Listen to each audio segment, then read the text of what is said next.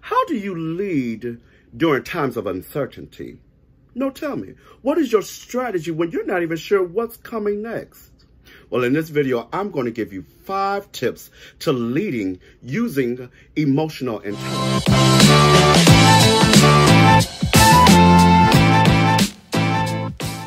Now, if this is your first time to the channel, I want to welcome you. I am Dr. David Glover, and it is my mission, my job, and my purpose to give you moments that inspire you to lead and live a holistic life. So if you can use a moment, go ahead, click the subscribe button, but also click the bell so that you are notified every time a new video comes out. Well, hello and welcome again. Today we're talking in this video about 5 tips using emotional intelligence to leading, to successful leading. Now, let's do some foundation work, some groundwork here. Let's first talk about the fact that according to research, only 1/5 of the global workforce is fully engaged. Again, that's in percentage-wise, that's 20%.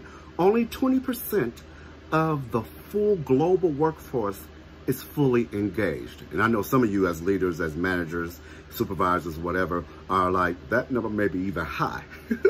But you can see how critical it is that we have fully engaged employees, because fully engaged employees or employee engagement helps our organizations survive, our teams survive and thrive. And so if they're not engaged, then our organizations suffer. They're not fully committed, they're not loyal, their motivation is down, and all of those other things, their loyalty, and that's when we start seeing other systemic manifestations of that, absenteeism and loss of production. So we want to first recognize and understand how important employee engagement is, and according to research, that emotional intelligent leaders are the success for engaging their employers. So it is critical that as a leader, as a person that embodies management, a supervisor, that you are emotionally intelligent. Now, what is emotional intelligence? Now, I looked it up because I wanted the exact definition. We wanted to give you Oxford's exact definition. And it says the capacity to be aware of, control, and express one's emotions, and to handle interpersonal relationships judiciously and empathetically. I'll read it again because it is a full definition, and we're going to break it down, not to worry. But it's the capacity to be aware of, control, and express one's emotions, and to handle interpersonal relationships judiciously and empathetically. So now being emotional intelligent does not only manifest itself for leaders, but so you don't have to be a leader to be emotionally intelligent, but it is critical and vital for leaders to be emotionally intelligent. So we're going to break that down. What does that look like? Well, we're going to break it down into 4 key components, which is self-awareness, self-management, relationship or social awareness, and then relationship management. I'll do it again. Self-awareness, and these build on top of each other. So being self-aware, knowing yourself, being aware of your triggers and all of those other things that internally happen. And then self-management. After you are aware, you have to be aware first before you can manage it. So then after you are aware and you know how to manage yourself, then how does that play a role into social environments, as being a leader, a team player, a manager, a supervisor, and then how to use those to massage, nurture, hone, and grow relationship management. So each of these 4 quadrants, we're going to go through the tips. Remember, there's 5 tips, and we're going to use the 4 quadrants to apply those 5 tips. So I'm not just going to give you the 5 tips and leave you there to figure it out yourself. I'm going to also give you how that looks in application form. And it's very important because after you are self-aware and you know how to manage, and then you know how that works into a social environment and build those relationships, then you know how to employ your employees or your team members into how that makes them feel. And again, how that makes them feel will in turn give you a return of their engagement. And then their engagement will then in turn give you positive productivity. So all of it builds on each other, but you have to do the rudiment first. You have to build on it. So that relationship with your employees is critical for them to be engaged. And engagement is critical, vital, I mean, absolutely non-replaceable for productivity. If they're not motivated, if they're not engaged, they're not producing. So that's what we definitely need, especially in 2020, after this pandemic. Our mind is everywhere. Everybody is trying to survive. Everybody is worried. There's anxiety. You need to know how to engage, how to use emotional intelligence, because you don't want to be false. You don't want to put up a farce impression, but you want to be able to manage that so that you can manage people. So let's look at that. The very first thing is balancing. Number one is balance your thinking and feeling brain. What does that mean? That means don't allow your emotions to hijack your behavior. You know, don't be so impulsive. But because as we all know, people who allow their emotions to lead and have knee-jerk reactions do not always, and most of the time, don't make very good sustainable relationships or sustainable judgments.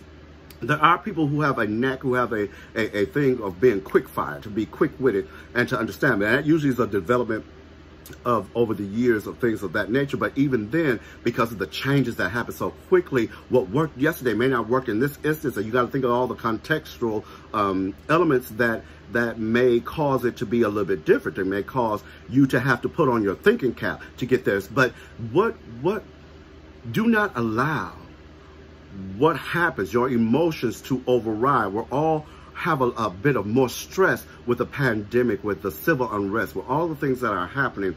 We have to understand that we have to allow ourselves, we have to be aware. So when we pull that into that thought of not letting our emotions rule us, how does that look like self-aware? What are your triggers? That means what moves you? What pushes your buttons? That's being aware of that, knowing what that is, knowing what are all of the list of things that we you know, back when we were kids, don't talk about my mama. That was a area we know that's being aware that when you talk about my mama, we go. You know, our emotions get the best of us. But knowing in what conditions, in what situation causes us to react in what ways. Okay, and then how do you mitigate that? How do you manage that? Because you can't get rid of anger, but you can manage how you allow anger to affect your behavior. What do you need to do, okay, to reduce that? When you are angry, what can you do to bring yourself back into a sober mind, a level mind? You know, that's how you use self-management. When you use that and move that over to then social awareness. How does it impact when a trigger has been set, a button has been pushed, and now I'm managing or trying to manage my behavior? How does that impact the flow of what I do? You know, and that then goes into what does that relationship then looks like? If my team, if I have a meeting with my boss and I don't like what happened, they have pushed my triggers, I come out, does that spill over into my relationship with my team? You know, how do I manage that? Should I then that may say I need to change the order. I may need to have a meeting when I know I'm having a hard conversation with my boss or somebody over me or something that's happened.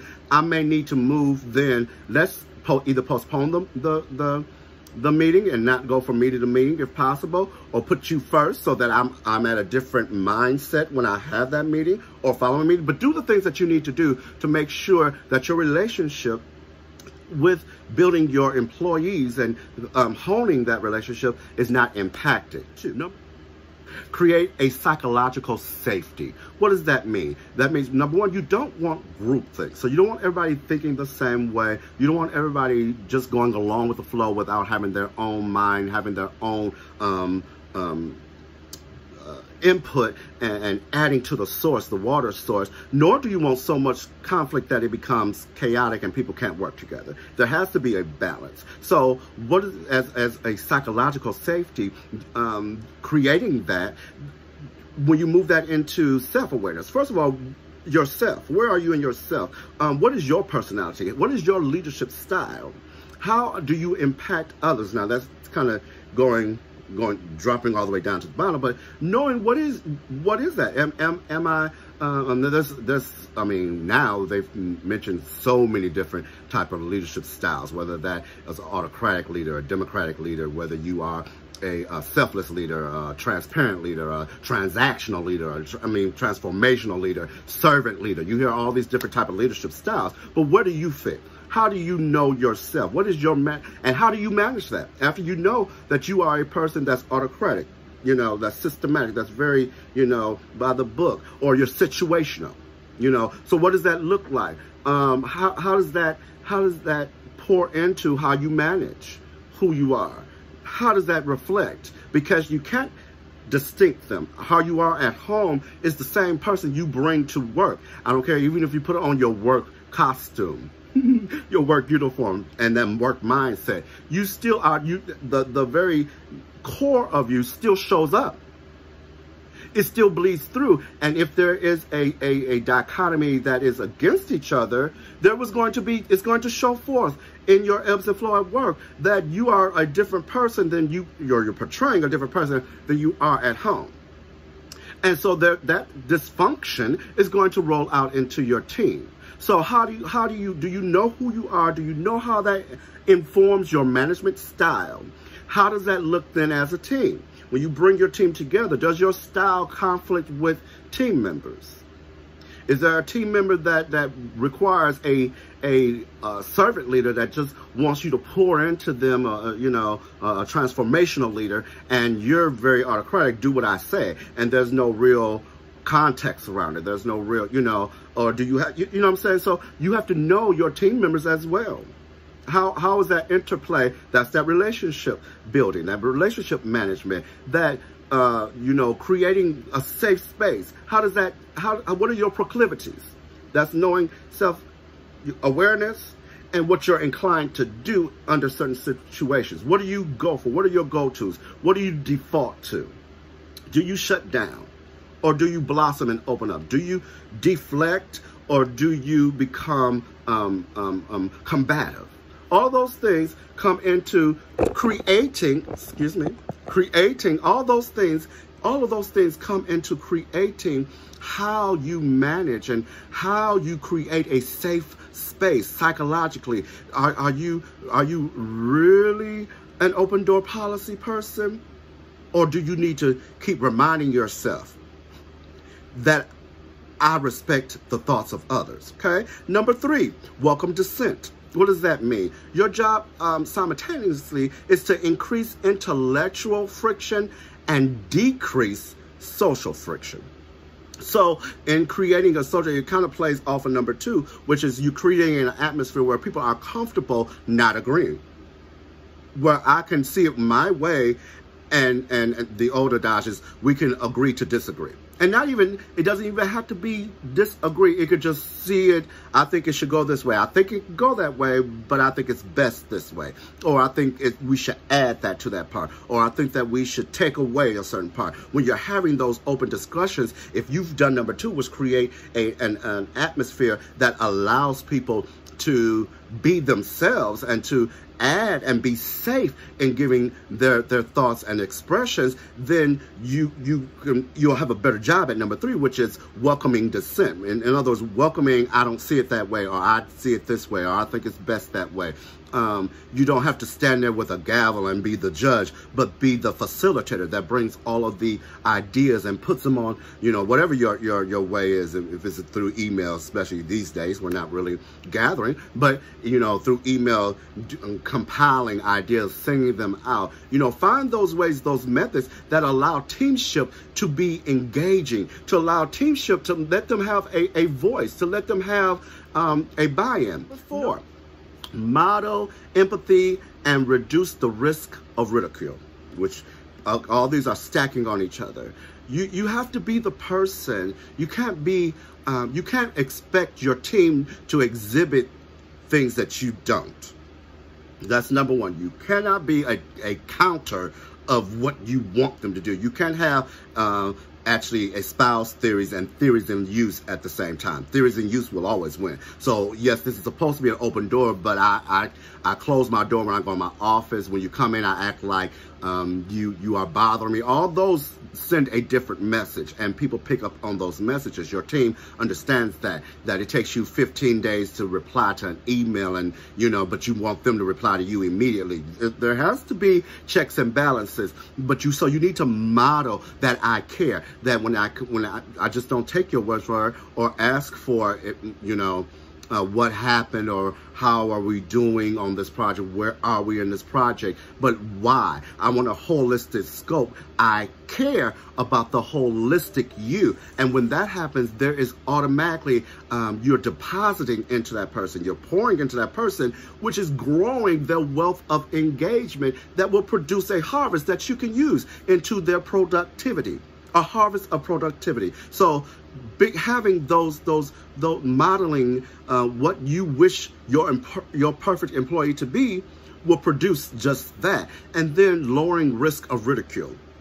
That there are no dumb questions, and there's been a lot of discussion in leadership about, yes, there are dumb questions, or things of that nature. Whatever you employ, you have to understand that engagement, they can't feel like they have to, if they give a response, it's given at their own risk. Feel a different way, but at your own risk. There can't be a ridicule or a lashback, a backlash to when they give their information. But do you know yourself? What do you know that you are a welcoming person? In self-awareness, are you aware of those unconscious biasness that you have? Do you have a thing for people who only think your way? Do you welcome people who think differently, who have different perspectives? Where are you on that pendulum of open to closed? Are there certain subjects that you're more sensitive or prone to be closed about? All knowing those things, but then when you know it, how do you manage that? As a leader, how do you take yourself into consideration as to, okay, when I go into this meeting, I know this is an area that I'm more close on, and how can I open myself up? How can I add value to people who are saying something that doesn't sound familiar to what I conceive and what I perspect? Do you shut people down? Do you have a way, a nonverbal? Does your body language shut people down? Even we're doing a lot of social media, doing Zooms and all those other platforms, but we still can read your nonverbals even there. How does that look? What does that look like? How is that happening? Okay, being social aware, when I come to the table, what does that look like on the team? Do I seem to value one person over the other? When do I first of all manage the whole team when I'm facilitating? Do I make sure that it's an open area? Do I set these ground rules that say that no one is less than, no one's even if it's not at this point usable at the point, it helps me. Do you allow them to explain what they're saying? Do you try and go down? Do you find the gold nugget in what they are saying? The usable point, the usable word, the usable thing. Do you find a connection in that? Do you find what to do in that? So that brings us to our number 5. Our number 5 is invite challenges and be okay being wrong. As leaders, we have this persona, this thought that says we have to be right. We have to be in the know. We have to have the answers. And that is totally inappropriate. That is totally wrong. That is an added stress that should not be. That is something that you will be wrong more times than you want to be. As the leader, after all your experience, all that you know, the world is changing, the world is doing so much. You have to mentally prepare that I'm going to be wrong. You have to invite challenges. You have to be okay with, hey, this is what I thought. This is the best plan. I think it's absolutely opulent. I think it is great. I think there is nothing wrong. There is not even a risk in this. And allow somebody to rip it to shreds and be okay. What are some touchy? Are you a perfectionist that you think after you've done all your work that there should be nothing wrong? Are you okay with getting negative feedback or feedback that's less than stellar about your work? How do you manage that? What are you doing to make sure that it's not a you show and it's a us show? So wherever the answer arises, that's where we go with. That's the best, you know. Are you able to manage that ego within? And how does that look to the team? Do they know that you have an ego? Do they know that this, so they don't really challenge you? And if you challenge them, do they feel like they have to defend themselves versus have a conversation? These are all things that you need to know in order to grow and manifest your team so that they become engaged. And that engagement, again, remember that long line, that linear line, or even circular line of that we were trying to get to, which is they know how you make them feel, and that impacts their engagement, and that engagement directly impacts their production. So if we want to grow our production, if we want to grow relationship, if we want to grow brand loyalty, team loyalty, all of those things, then you have to engage them. You have to know that they know that you care holistically, and that will bring them to the table with much more than withholding it sitting at their cubicle, at their desk, or in front of their laptop these days. I hope you enjoyed that. I want you to comment below if this helped in any way, if this was a good reminder. If you disagree, or if you want to add a point, I really want you to add to the video, because during this time, I am open to hear from you. I want to hear what you have to say. I'm commenting. I want to engage with you as leaders. What are you the leader of? Have any of these been a challenge for you? Have any of these helped you? What techniques, what books? I want to hear all of that. So comment in below. As well, I do want to say that I do have a book, which is Building and Managing Organizations.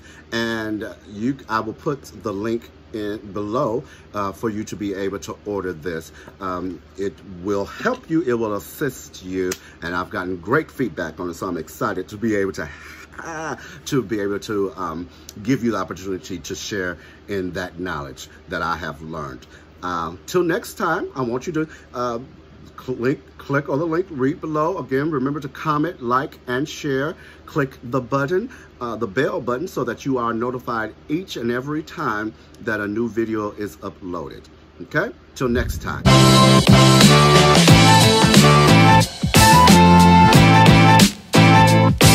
Right.